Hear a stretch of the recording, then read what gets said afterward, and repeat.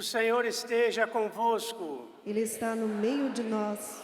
Proclamação do Evangelho de Jesus Cristo, segundo João. Glória a vós, Senhor.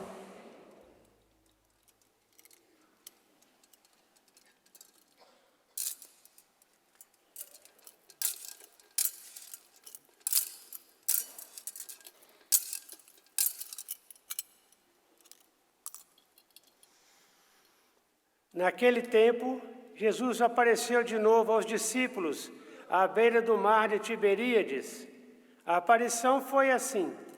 Estavam juntos Simão Pedro, Tomé, chamado Dídimo, Natanael de Caná da Galileia, os filhos de Zebedeu e outros 2 discípulos de Jesus. Simão Pedro disse a eles: "Vou pescar." Eles disseram: "Também vamos contigo." Saíram e entraram na barca, mas não pescaram nada naquela noite. Já tinha amanhecido e Jesus estava de pé na margem, mas os discípulos não sabiam que era Jesus. Então Jesus disse: "Moços, tende alguma coisa para comer?" Responderam: "Não." Jesus disse-lhes: "Lançai a rede à direita da barca e achareis." Lançaram, pois, a rede e não conseguiram puxá-la para fora, por causa da quantidade de peixes. Então, o discípulo a quem Jesus amava disse a Pedro: "É o Senhor." Simão Pedro, ouvindo dizer que era o Senhor, vestiu sua roupa, pois estava nu, e atirou-se ao mar. Os outros discípulos vieram com a barca, arrastando a rede com os peixes. Na verdade, não estava longe da terra, mas somente a cerca de 100 metros. Logo que pisaram a terra, viram brasas acesas, com peixe em cima e pão. Jesus disse-lhes: "Trazei algum dos peixes que apanhastes." Então Simão Pedro subiu ao barco e arrastou a rede para a terra. Estavam cheias de 153 grandes peixes, e apesar de tantos peixes, a rede não se rompeu. Jesus disse-lhes: "Vinde comer." Nenhum dos discípulos se atrevia a perguntar quem era ele, pois sabiam que era o Senhor. Jesus aproximou-se, tomou o pão e distribuiu-o por eles. E fez a mesma coisa com o peixe. Esta foi a 3ª vez que Jesus, ressuscitado dos mortos, apareceu aos discípulos. Palavra da salvação. Glória a vós, Senhor.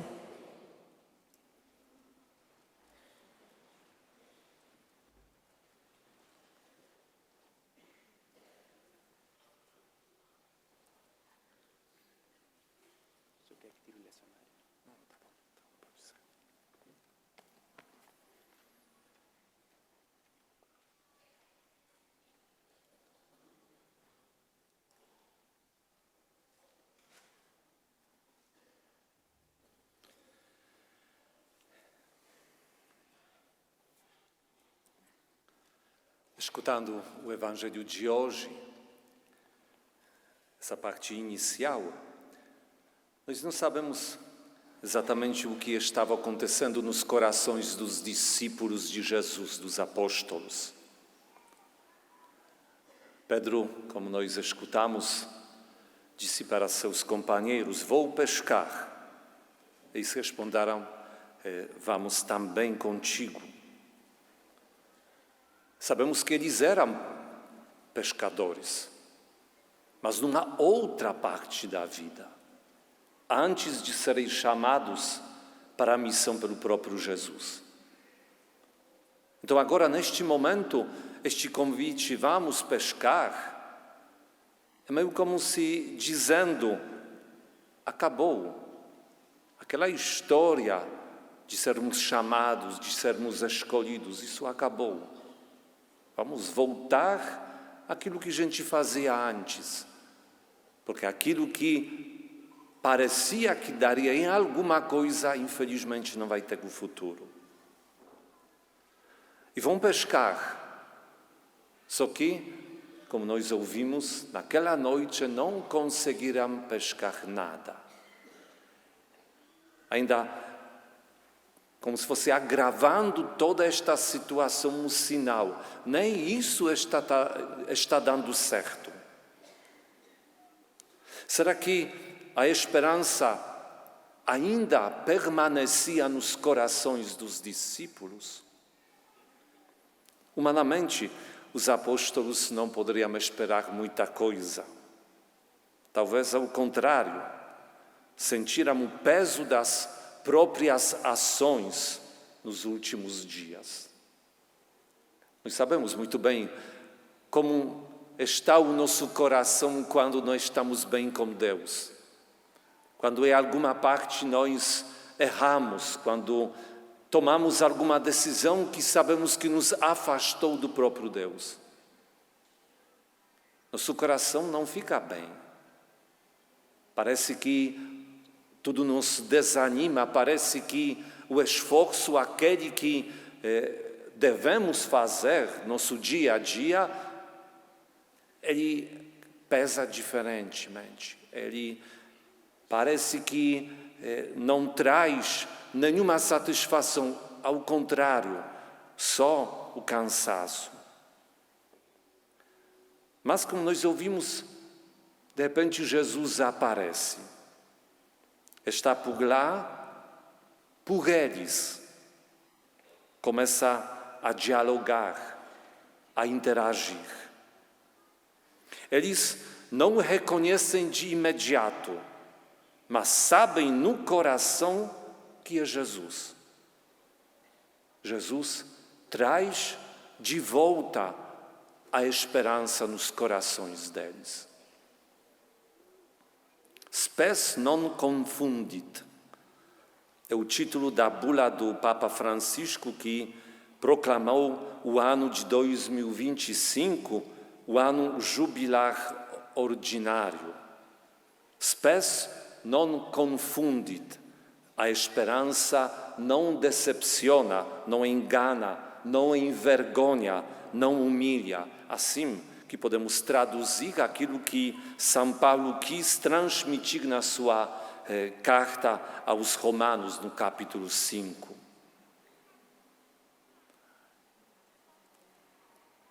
Quando nós pensamos sobre a esperança, o que vem ao nosso coração? Claro, podemos aqui logo pensar sobre nossas esperanças que nós temos, mas antes eu gostaria de fazer uma pergunta. Em que você baseia geralmente as suas esperanças? Tem uma esperança. Você baseia ela em quê? Pensa bem, talvez até uma esperança concreta que está no seu coração. Você está baseando ela em quê? Na convicção, tudo vai dar certo, eu vou conseguir. Ou então, na sorte, não, eu vou conseguir, vai dar certo. Ou então, você acredita que se a tua esperança é correta, você está esperando coisas boas, Deus também vai então ajudar. Ou talvez você está baseando as suas esperanças nas pessoas que estão ao seu lado. Ele vai fazer o que prometeu. Ela vai fazer o que é certo. Nós sempre precisamos lembrar que estas nossas maneiras de viver a esperança até que podem existir e podem fazer uma certa diferença na nossa vida. Mas todas elas são puramente humanas. Inclusive quando eu estou dizendo, eu quero fazer alguma coisa e espero que Deus atenda o meu pedido. Porque muitas das vezes naquele momento eu nem estou questionando a minha decisão, a minha escolha, a minha vontade. Será que Deus quer isso para mim?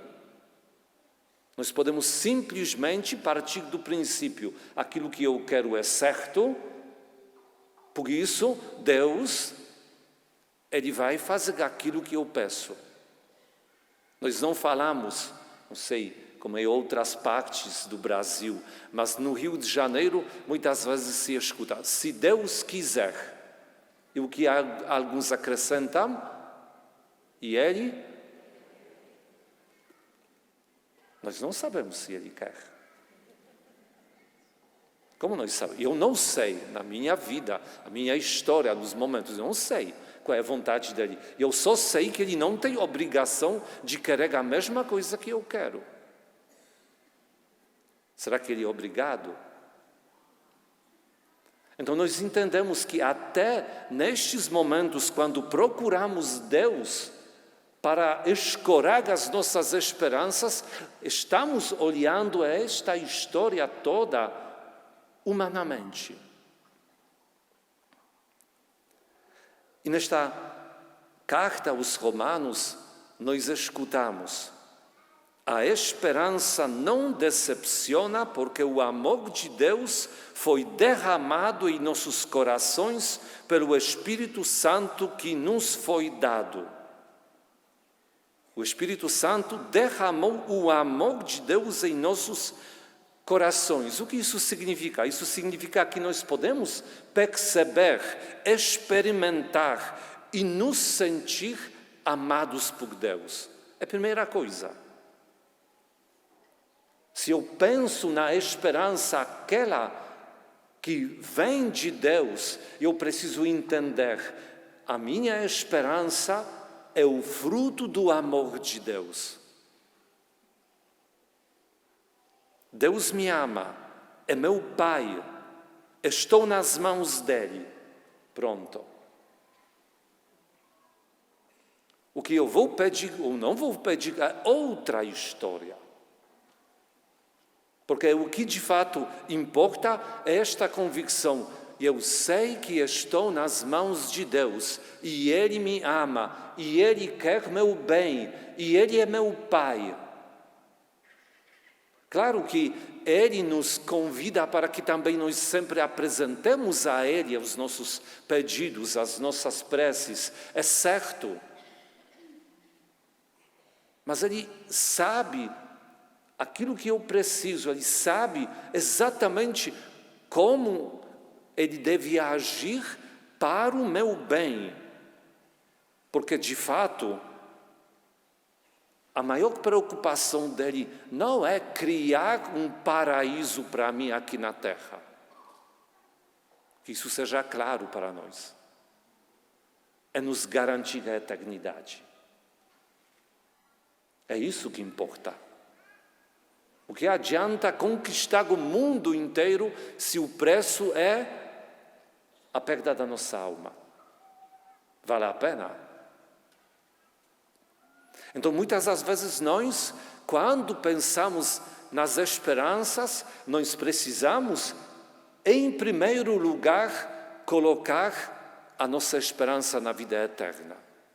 Se alguém um dia perguntar qual é a sua maior esperança, ou qual é a sua esperança? A primeira resposta, não porque é uma resposta certa, mas é uma resposta que pode nascer e começar a ficar no teu coração é esta: eu espero que um dia vou me poder unir com Deus na eternidade e viver com Ele para sempre. E assim que eu vou entender que todas as outras coisas que eu vivo aqui neste mundo, elas têm seu sentido. Porque elas estão me levando, aos poucos, à vida eterna. E é obra do próprio Deus. E São Paulo, neste capítulo 5 da carta aos Romanos, ele está, inclusive, trazendo para nós os motivos para que nós saibamos que este amor de Deus não é um amor qualquer. O amor que ultrapassa a nossa imaginação. Porque, escutemos, como é feito, quando éramos ainda fracos, Cristo morreu pelos ímpios no tempo marcado. E depois, a prova de que Deus nos ama é que Cristo morreu por nós quando éramos ainda pecadores. Ou seja, A ação de Deus a nosso favor comprova o seu amor por nós. E a nossa condição de sermos pecadores para Deus não é um problema. Ao contrário, a condição na qual a gente se encontrou depois do pecado original fez Ele agir ao nosso favor. E o problema foi superado. Veio Jesus Cristo e com sua obra conquistou para nós a vida eterna. Agora a pergunta, outra que tem que surgir no nosso coração. Eu quero que isso aconteça também na minha história.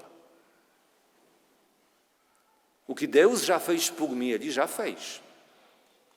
Obviamente, eu tenho também a minha parte a cumprir, mas entendendo que não se trata da minha obra, da minha salvação. Se trata da obra de Deus que quer me salvar.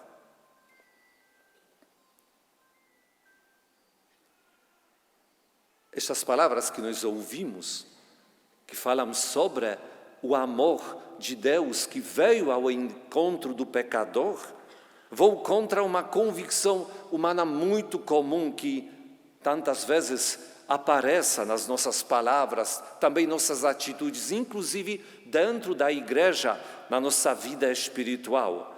Para experimentar a misericórdia de Deus, pensamos que precisamos merecê-la. Se eu mereço, Deus vai me perdoar, aliás, Deus vai me dar sua misericórdia. Se eu não mereço, Deus não vai me dar a sua misericórdia. Condicionamos a misericórdia de Deus. Pensamos, só a minha conversão provocará a ação da misericórdia de Deus na minha vida. Mas Deus, com sua misericórdia, vem ao encontro da minha pessoa, da minha vida, não porque me converti já, mas porque sou pecador e preciso da conversão. Então, na verdade, antes de eu começar a fazer alguma coisa em prol da minha conversão, o próprio Deus já começa a ação na minha vida, no meu coração. É pela misericórdia de Deus, não pelo meu esforço, que alcançarei a minha conversão. Não é Deus quem vai apenas ajudar o meu esforço de conversão. Sou eu que preciso colaborar com a graça de Deus, com a misericórdia dele. Isso é muito importante, porque nós tantas vezes desanimamos perante as nossas ações que talvez não são do jeito como Deus espera. Ou seja, eu quero fazer alguma coisa, mudar na minha vida, eu não estou conseguindo, aí que eu vou ficar triste, desanimado, dizendo, não vale a pena. Deus sabe das nossas limitações, Ele sabe das nossas fraquezas, mas Ele quer nos ver lutando, enfrentando estas nossas fraquezas, nossos pecados, não desistindo nunca. Por quê? Porque não se trata aqui da obra humana. Humanamente eu poderia desistir. Mas quando eu sei que Deus não vai desistir de mim até o fim da minha vida, eu devo continuar. Cair, vou levantar e continuar. Entre aspas, perturbando o próprio Deus, Senhor. Me dê mais força, transforme meu coração, tira de mim aquilo que está me atrapalhando. Porém, podemos saber, lembrando também o caso do próprio São Paulo, que ele relata que um momento ele pediu para que alguma coisa que estava machucando o coração dele, nós imaginamos fraqueza, que ela seja tirada da vida dele. E ele pediu 3 vezes, como ele conta. Só que em vez da libertação desta limitação, deste espinho na carne, ele recebeu a afirmação do próprio Deus. Te bastará da minha graça, ou seja, a minha graça será suficiente. Eu vou te dar a graça que vai te dar força suficiente para que você possa enfrentar a si mesmo a sua limitação. E nisso exatamente trabalhar a sua vida, sua união com Deus.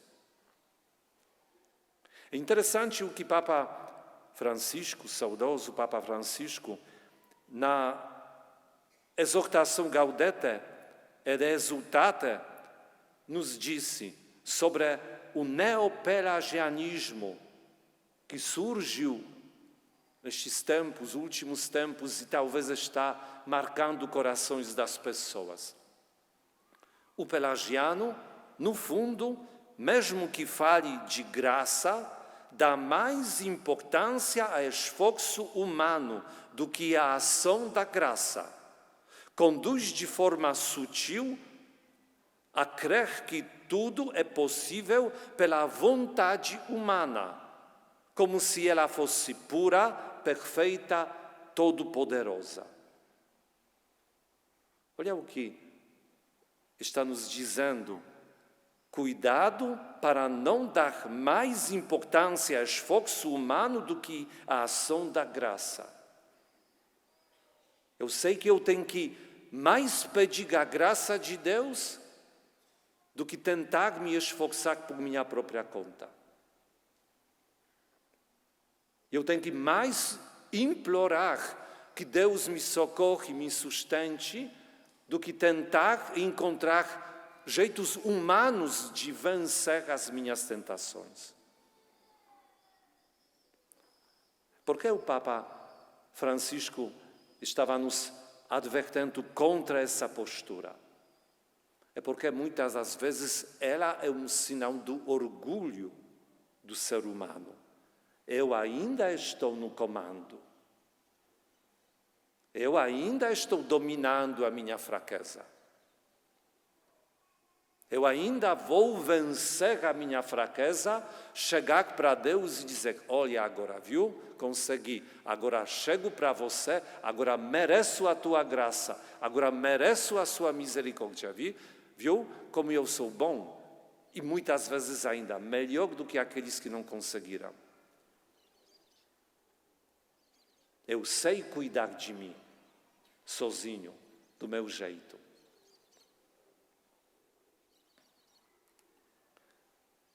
No Evangelho Gaudium, nós lemos também estas palavras. A salvação que Deus nos oferece é fruto da sua misericórdia. Não existe ação humana, por melhor que seja, que nos faça merecer um dom tão grande. É por pura graça que Deus nos atrai para se unir a nós. Entendemos esta afirmação do Papa Francisco? É a pura graça de Deus. Ou seja, nisso temos que perceber quanto somos amados. É Ele que age na minha vida e faz toda a diferença, porque me ama. Ele que não desiste de mim, apesar que eu não presto, talvez eu estou ainda afastado, talvez eu ainda estou largado na minha vida espiritual, mas Ele não desiste, Ele continua. Espera que eu, claro, não vou cair num outro extremo dizendo, se Deus é tão misericordioso, então eu posso agora me entregar aos pecados. No final das contas, Deus é misericordioso, vai me perdoar tudo. Aí não. Aí que já se trata do pecado contra o Espírito Santo, aonde aquele Espírito que deveria me levar à mudança da minha vida, e ele age para fazer isso, e eu agora vou olhar ao contrário, como aquele que me leva ao eu pecar, porque tenho meio que garantia da minha salvação. É uma tentação do demônio. De pensar que eu posso viver largado no meu pecado, porque Deus é misericordioso. Por isso, quando nós pensamos naquilo que Deus nos revela, aquilo que a igreja está nos dizendo, nós podemos também hoje, com muita firmeza, dizer: Jesus, eu confio em vós. Eu confio totalmente. Eu confio mais no Senhor do que em mim mesmo. A garantia da minha salvação está em vós, não em mim. O sucesso na minha vida, quando luta contra minhas fraquezas, como esforço pela salvação, é obra sua. Jesus, eu confio em vós. Essa confiança na misericórdia de Deus trazia toda a esperança a Santa Faustina. Ó misericórdia divina, disse ela, insondável, quem vos poderá venerar e glorificar dignamente? Atributo máximo de Deus onipotente, sois a doce esperança para o homem pecador. E nós sabemos que a irmã Faustina, ela na vida dela se entregava totalmente ao próprio Deus. No dia a dia, não era só às vezes no momento da oração, no dia a dia. Por exemplo, ela fala assim: meu Jesus, bem vedes que a vossa santa vontade é tudo para mim.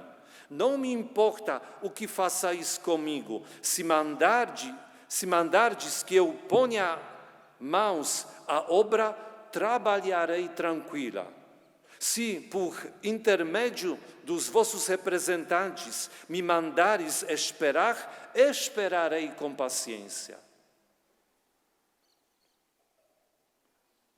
Esta postura da Santa Faustina nos mostra por onde nós podemos encontrar a paz do nosso coração perante tantas incertezas, perturbações deste mundo.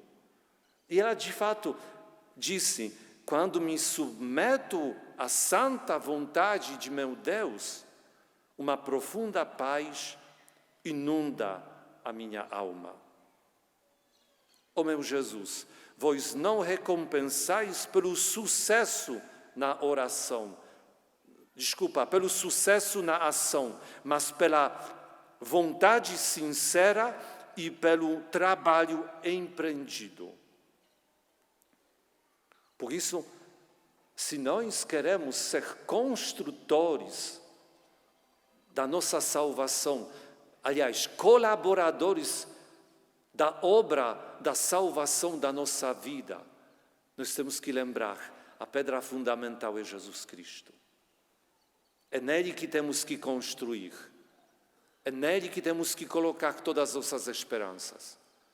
E tocar a nossa vida com toda a tranquilidade. Eu preciso pensar em alguma coisa, algum projeto, que seja vida matrimonial, que seja alguma ação em prol dos outros, que seja também minha convivência com os outros. Não importa, em qualquer obra dessa eu preciso, em primeiro lugar, antes de decidir, pensar, levantar meu coração ao próprio Deus, procurar com Ele a inspiração. Porque às vezes nós fazemos ao contrário. Pensamos, planejamos, organizamos tudo, quando está tudo pronto, aí vamos agora dobrar nossas orações e dizer que Senhor abençoe nosso projeto maravilhoso.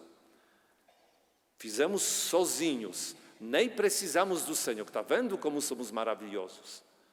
Como somos capazes. Olha que plano maravilhoso. Agora a tua parte, dá bênção.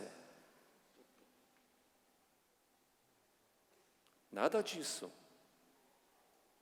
Antes de pensar, antes de planejar, antes de decidir, eu vou dobrar meu coração, Senhor, esteja comigo. Me inspire, me dá a sua graça, a sua luz, aquilo que daqui a pouco eu vou pensar que seja a obra sua na minha vida, com a minha colaboração. Claro que em todas essas obras eu preciso ter clareza quanto objetivos, sempre alinhados com a minha salvação. Não posso esperar que Deus vai querer realizar uma obra que vai me levar à perdição. Então, eu preciso logo pensar aquilo que eu quero fazer, aquilo que me parece que é uma coisa boa, porque eu rezei bastante, de fato, está coerente com a minha salvação. Tá, então está tudo tranquilo. É bom objetivo.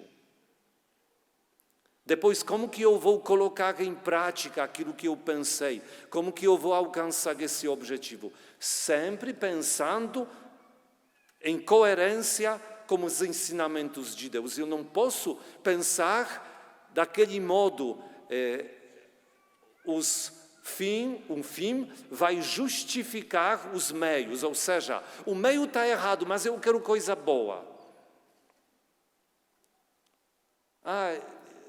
Eu roubei, foi errado, mas eu queria para minha família. Está justificado. Às vezes existe esse pensamento.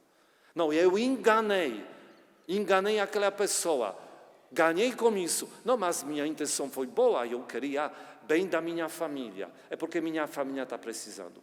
Nada disso. Eu preciso aplicar aquilo que próprio Deus está me ensinando. E na conclusão, eu preciso ver realmente o meu bem dos outros.